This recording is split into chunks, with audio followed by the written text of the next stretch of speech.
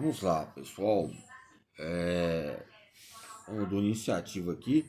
Tem algumas histórias que acontecem de fato conosco e que também são maneiras. Eu, tempo atrás, quando eu estava até com uma pessoa, aconteceu que entrou um escorpião no quarto. Isso acontece com jogadores amadores, profissionais.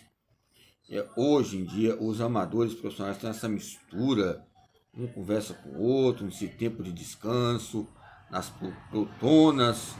Ou seja, hoje a mesa, as telas digitais são conjuntos óperos, nos coloca essa caminhada mundial ligada às propriedades. Então, você estava falando do Penharol, de Vinhais, Luiz Vinhais. Então, são fatos que relacionam essas empregabilidades. Então, a cobra começou a se mover para frente, entrando na garrafa. O outro pé de Vinhais, que apertava o réptil enquanto ao chão.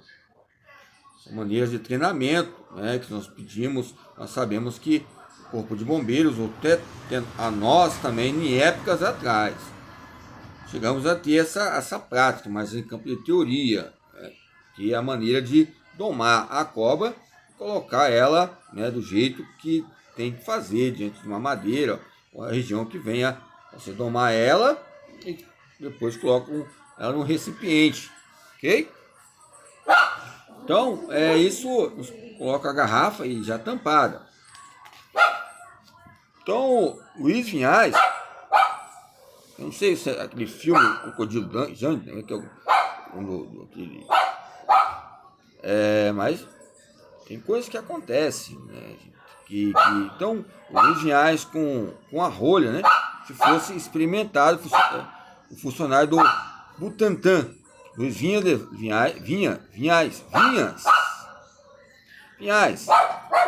levou a cobra para os jogadores da seleção brasileira a vissem viva, mexendo-se dentro da garrafa. Modesto não contou com a aprisionou enquanto eu contei, ninguém acreditou.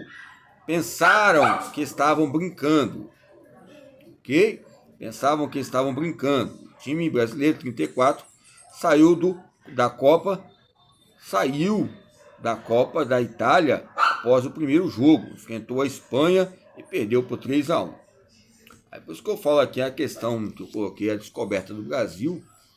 A Espanha, como pioneira também, era um time cansado que havia atravessado o Atlântico em navio, do porto do Rio de Janeiro ao de Genova, quase 30 dias de viagem. Estou falando que, além das dificuldades físicas, o Brasil ainda sofreu uma enorme arbitragem e calamitosa, né? O zagueiro espanhol Guingoses praticou um pênalti, cortando um ataque brasileiro com a mão. Os jornais publicamente a foto, o lance, só o árbitro não viu e não quis ver, para não perder a viagem. Aquela destituosa seleção fez longa excursão pela Europa, realizando algumas excelentes apresentações e reabilitando de certa forma. Quando se destaca, né, jogadores como Luiz Luz, Martim Silveira, Armandinho, Leonidas, Valdemar de Brito, Luiz Vinhas, falava dessa seleção com muito carinho e dizia que em voz baixa, quase secretando, talvez porque não quisesse ser acusado de estar comentando algum sacrilégio, né? Luiz Luz era tão bom quanto Domingos da Guia, ok? Então são fatos, pessoal, que hoje nós sabemos que temos hoje o avião com uma tecnologia, tem vezes que não dá, mas maneira de 30 dias, depois chegar lá exaustos. Na década de 30, lógico que o Brasil é um grande percursor, pioneiro ligado ao futebol também. A década de 30 e 39 também, que eu já falei sobre o parecer dessa lei 1212, ali é que começa a surgir o que é educação física, surge o nome, o que é educação física. Aí fica esse conflito, 39, 30, não tinha questões de periódicos, treinamento, essas questões de destaque. Podia até ter em outros países e outros pensadores.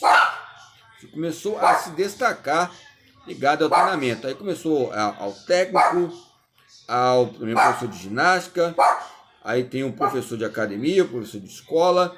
Aí ficou essa mistura entre o campo operante e essa alegalidade relacionada a essas divisões.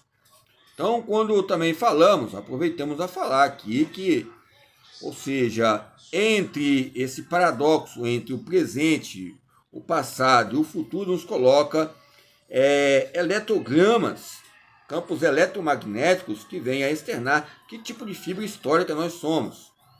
E essa fibra vai nos constar e relacionar que o próprio time brasileiro, a seleção brasileira, sofreu bastante antes de Pelé se destacar, ok? Então são fatos importantes que nós temos que olhar, como o próprio Tele Santana, ou seja, o próprio Zagallo, ou seja, entre esses homens e também coloca algumas mulheres também em outros esportes, atletismos, nos colocam um passado que nos coloca uma dominância.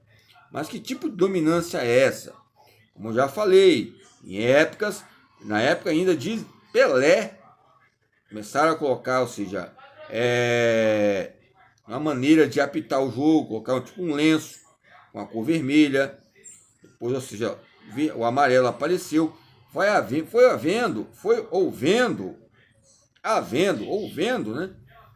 Ou seja, ouvendo é uma maneira de falar, ouvendo, né?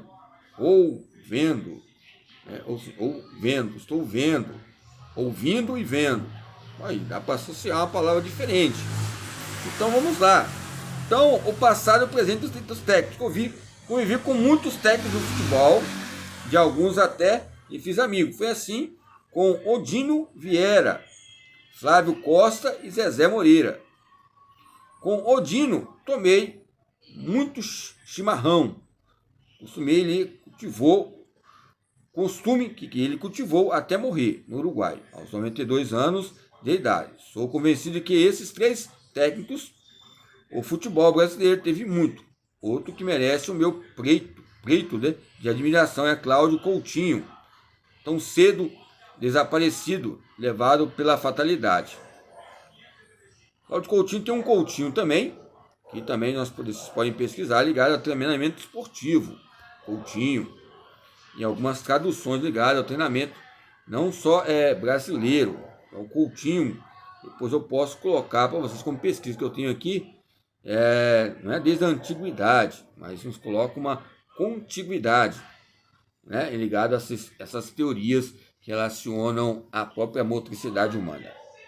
Então, a eles temos que acreditar a modernização tática do nosso futebol. Temos que acreditar, né, que houve saudades.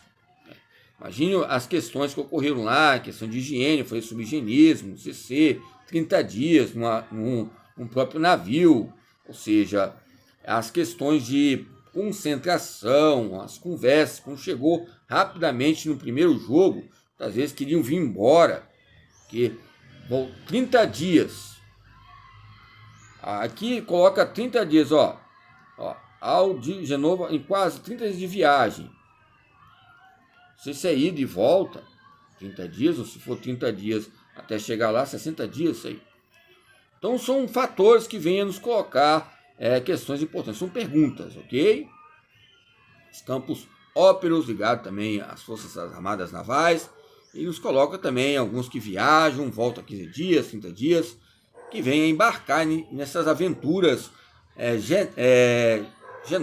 fenóticas ligadas ao treinamento, em várias escolas mundiais de futebol, e nos coloca pontos importantes entre o ponto arcaico, o ponto moderno e o ponto pós-moderno. Esses pontos nos relacionam que o maior ponto melhor é aquele que nos coloca só história, mas a história muda.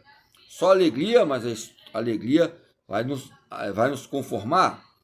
A leitura é uma forma de alegria, a pesquisa é uma forma de alegria.